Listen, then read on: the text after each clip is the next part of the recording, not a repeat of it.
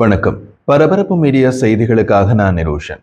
இந்தியாவுக்கும் பாகிஸ்தானுக்கும் இடையிலான வர்த்தக சலுகைகளுக்கு ஈடாக போர் நிறுத்தத்தை தான் ஏற்படுத்தியதாக அமெரிக்க ஜனாதிபதி டொனால்ட் ட்ரம்ப் கூறியதை இந்திய அரசாங்கம் நிராகரித்துள்ளது. சமீப கால ராணுவ விரிவாக்கத்தின் போது இரு நாடுகளுக்கும் இடையிலான எந்த ஒரு உரையாடலிலும் வர்த்தகம் பற்றிய பேச்சே எழவில்லை என்று சந்தேகத்திற்கிடமின்றி இந்திய அரசு கூறியுள்ளது. ட்ரம்பின் கருத்துக்கள் குறித்த ஊடக கேள்விகளுக்கு பதில் கொடுக்கும் விதமாக பாகிஸ்தானுடனான பதட்டமான மோதலின் போது இந்திய மற்றும் அமெரிக்க தலைமை தொடர்பில் இருந்தது.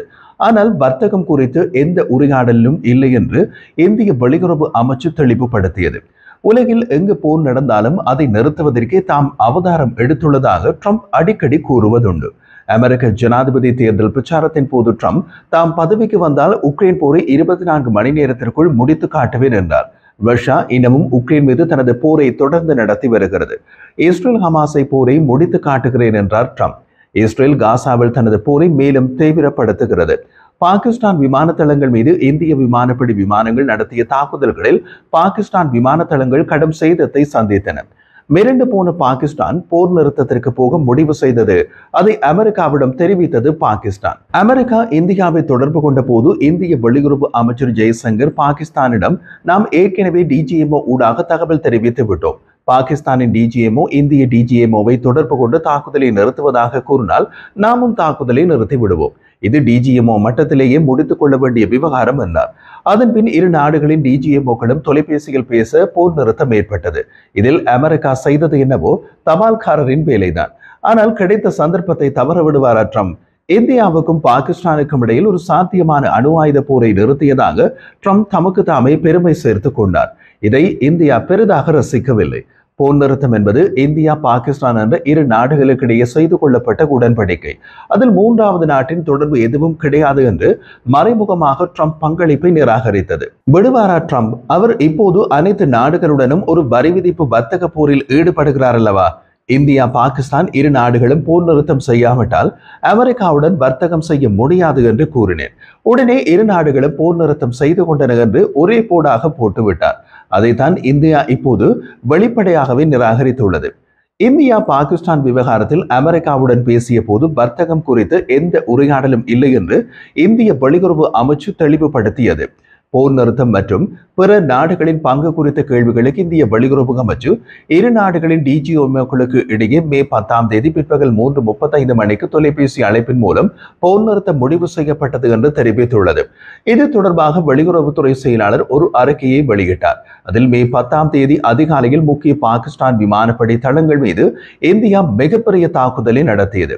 அதனால் தான் அவர்கள் இப்போது துப்பாக்கிச் சூடு மற்றும் ராணுவ நடவடிக்கை நிறுத்த தயாராக இருந்தனர். தெளிவாக சொல்ல வேண்டும், பாகிஸ்தானை தாக்குதலை நிறுத்த நிர்பந்தித்தது இந்திய ஆயுத படைதான். அதன் பின் தொலைபேசி அழைப்புக்கான கோரிக்கை பாகிஸ்தான் தூதரிடமிருந்து மதியம் 12:37 மணிக்கு வெளியுறவுத்துறைக்கு வந்தது. தொழில்நுட்ப சிக்கல்கள் காரணமாக பாகிஸ்தான் தரப்பு ஹாட்லைனை இணைப்பதில் ஆரம்பத்தில் சிரமங்களை சந்தித்தது. பின்னர் பிற்பகல் 3:25 மணிக்கு இந்திய டிஜிஎம்ஓவுடன் பேச நேரம் ஒதுக்கப்பட்டது. அதில் போர் நிறுத்தம் முடிவு செய்யப்பட்டது என்று தெளிவுபடுத்தப்பட்டுள்ளது. அதை பாகிஸ்தான் தரப்பிலிருந்து தெரிந்து கொண்ட ட்ரம்ப் இந்தியா பாகிஸ்தான் இரு நாடுகளும் போர் நிறுத்தத்தை அறிவிக்கும் முன்னரே தாம் முந்திக் கொண்டு போர் நிறுத்தத்தை அறிவித்ததன் மூலம் அமைதியை நிலைநாட்டும் நபராக தம்மை காட்டிக் கொண்டார். அதன் பின்னர் அவர் அதை பற்றி பேசுவதை நிறுத்தவே இல்லை. அமெரிக்காவின் மத்தியஸ்தம் குறித்து அவரது சுதந்திரமான விளக்கங்கள் இந்தியாவின் மிகவும் அரசியல் ரீதியாக உணர்திறன் வாய்ந்த சில இடங்களை மீண்டும் மீண்டும் தூண்டிவிட்டன. செவ்வாய்க்கிழமை அமெரிக்க ராஜதந்திர முயற்சிகள் குறித்து ட்ரம்ப் சவுதி அரேபியாவிலும் அதற்கு முதல் நாள் வாஷிங்டனிலும் கூறிய போது இந்தியாவும் பாகிஸ்தானும் விரோதத்தை நிறுத்தினால் அவர்களுடன் வர்த்தகத்தை அதிகரிக்க முன்வந்தேன். அவர்கள் போர் நிறுத்தம் செய்யாவிட்டால் அந்த இரு நாடுகளுடனும் வர்த்தகத்தை நிறுத்துவதாக அச்சுறுத்தினேன். இந்த எச்சரிக்கைகளுக்கு பின்னர் திடீரென்று அவர்கள் போரை நிறுத்துவோம் என்று கூறினார்கள் என்றார். இந்த கூற்றை இந்தியா நேரடியாக மறுத்துள்ளது. இதில் எதுவும் உண்மையில்லை என்று இந்திய வெளியுறவு அமைச்சு அதிகாரி ஒருவர் செவ்வாய்க்கிழமை ஒரு செய்தியாளர் கூட்டத்தில் தெரிவித்திருந்தார். இந்திய வெளியுறவு அமைச்சின் செய்தி தொடர்பாளர் ரந்தீர் ஜெய்ஸ்வால் அது பற்றி கூறிய போது ராணுவ நிலைமை குறித்து இந்திய மற்றும் அமெரிக்க தலைவர்களுக்கிடையே உரையாடல்கள் நடந்தன. இந்த விவாதங்களில் எதிலும் வர்த்தகம் பற்றிய பேச்சு எழவில்லை என்றார். ட்ரம்பை மறுப்பதற்கான இந்தியாவின் வலுவான அழுத்தம் இந்தியாவின் ராணுவ முயற்சியை இந்திய பொதுமக்கள் எவ்வாறு பார்ப்பார்கள் என்பது குறித்து அதன் தலைவர்களின் சிந்தனையை காட்டுகிறது. பலவீனமான எதிரியான பாகிஸ்தானுக்கு எதிராக வெற்றி பெறுவதற்கு முன்பு வெளிப்புற அழுத்தத்தின் கீழ் மோதலை நிறுத்தியதாக கருதப்படுவதை இந்திய அரசு விரும்பவில்லை. 78 ஆண்டுகளுக்கு முன்பு பாகிஸ்தான் உருவாக்கப்பட்டதிலிருந்து அது இந்தியாவின் பரம எதிரியாக இருக்கிறது. அதே நேரத்தில் காஷ்மீர் விவகாரத்தில் அது இந்தியா பாகிஸ்தான் ஆகிய இரு நாடுகளின் விவகாரம்.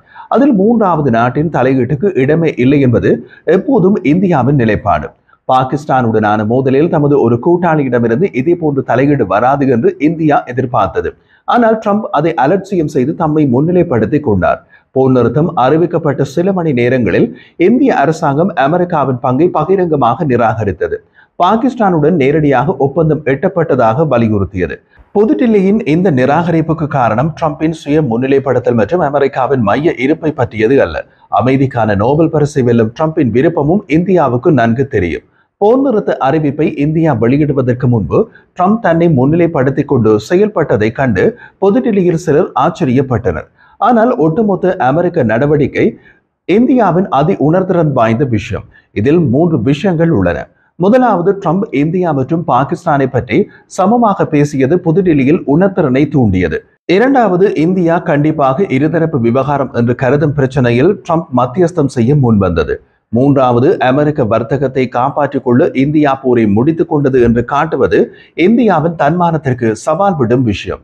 ட்ரம்பின் இந்த நடவடிக்கை பிரதமர் நரேந்திர மோடியின் வலதுசாரி தளத்துடன் இணைந்த ஆய்வாளர்களை இந்தியாவின் நெருக்கமான அமெரிக்க உறவுகளில் ஒரு மாற்றம் தொடர்பாக கேள்வி கேட்க வைத்தது. ட்ரம்பின் கருத்துக்கள் ஒரு துரோகம் என்று சிலரை வர்ணிக்க வைத்தது.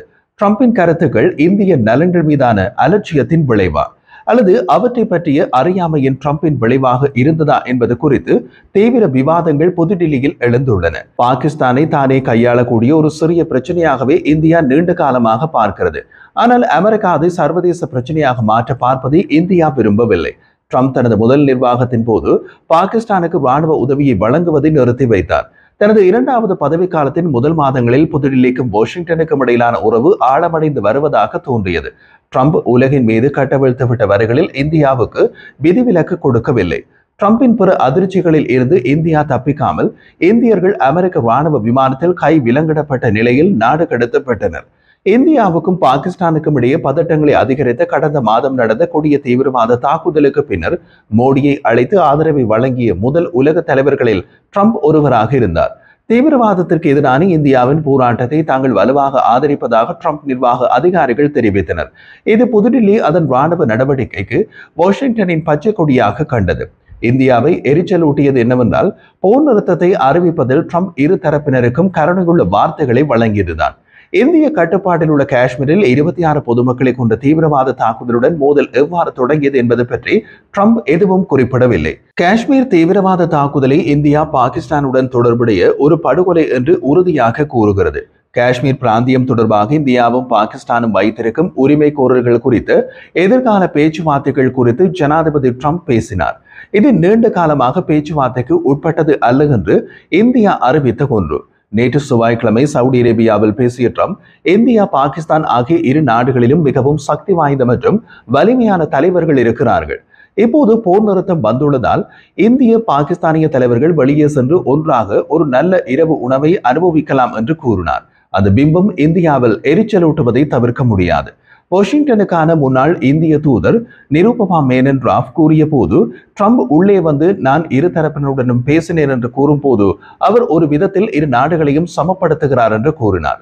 பாகிஸ்தானுடனான மோதலின் பார்வையில் இந்தியா மேற்கொண்ட பல தசாப்த கால முயற்சிகளை அமெரிக்க அணுகுமுறை சிக்கலாக்கியதாக நிருபமா மேனன் கூறினார். இந்தியாவும் பாகிஸ்தானும் மீண்டும் ஒருமுறை ட்ரம்பால் சமமான அளவில் முன்னிலைப்படுத்தப்படுகின்றன என்று திருமதி டிராம்ப் கூறினார். ட்ரம்ப் நிர்வாகத்தின் கலவையான செய்திகளும் இந்திய அதிகாரிகளை எரிச்சலடைய செய்தன. கடந்த புதன்கிழமை இந்தியா பாகிஸ்தானை தாக்கிய பின்னர் ஏப்ரல் 22ஆம் தேதி தீவிரவாத தாக்குதல் நடந்த போது இந்தியாவுக்கு பயணம் செய்திருந்த துணை ஜனாதிபதி ஜேடி வான்ஸ், அதிகரித்து வரும் மோதல் அடிப்படையில் எங்களுக்கு எந்த தொடர்பும் இல்லை என்று ஃபாக்ஸ் நியூஸிடம் கூறினார். சிலர் அதை ஒரு காலத்தில் தனிமைப்படுத்தப்பட்ட அமெரிக்க ஜனாதிபதியின் பதவியில் பிரதிபலிப்பதாக கூறினார்கள். புதுடில்லியில் உள்ள மற்றவர்கள் இது இந்தியாவின் ராணுவ நடவடிக்கைகளுக்கு ஒரு தொடர்ச்சியான பச்சை கொடி என்று நினைத்தனர். ஆனால் அடுத்த நாட்களில் வான்ஸ் மற்றும் அமெரிக்க ராஜாங்க செயலாளர் மார்க்கோ ரூபியோ போரை முடிவுக்கு கொண்டு வருவதற்கான அவசர ராஜதந்திர முயற்சியின் மைய நபர்களாக மாறினார்கள். மோதல் அதிகரித்தவுடன் போர் அதிகரிப்பதற்கான அதிக நிகழ்தகவு குறித்து அமெரிக்க உளவு தகவலை பகிர்ந்து கொள்ள வான்ஸ் மோடியை அழைத்ததாக இந்திய அதிகாரிகள் கூறினார்கள். மோடி அதை அமைதியாக கேட்டார். தொலைபேசி அழைப்பு முடிந்து சில மணி நேரத்தில் பாகிஸ்தானின் விமான தளங்கள் மீது மிகப்பெரிய தாக்குதலை நடத்த மோடி உத்தரவிட்டார். இதுதான் ட்ரம்ப் நிர்வாகத்தின் போர் நிறுத்த முயற்சிக்கு இந்திய பிரதமர் மோடி கொடுத்த பதில். பாகிஸ்தானின் முகத்தை காப்பாற்ற ட்ரம்ப் முயன்றார். அதே பாகிஸ்தானின் முகத்தில் ஓங்கி ஒரு குத்து விட்டார் மோடி. அதன் பின் மோடி போர் நிறுத்தம் என்ற சொந்த முடிவை எடுத்தார். இதை ஜீரணிக்க முடியாத ட்ரம்ப் தமது வர்த்தக மிரட்டல் காரணமாகவே போர் நிறுத்தம் ஏற்பட்டது என்றார்.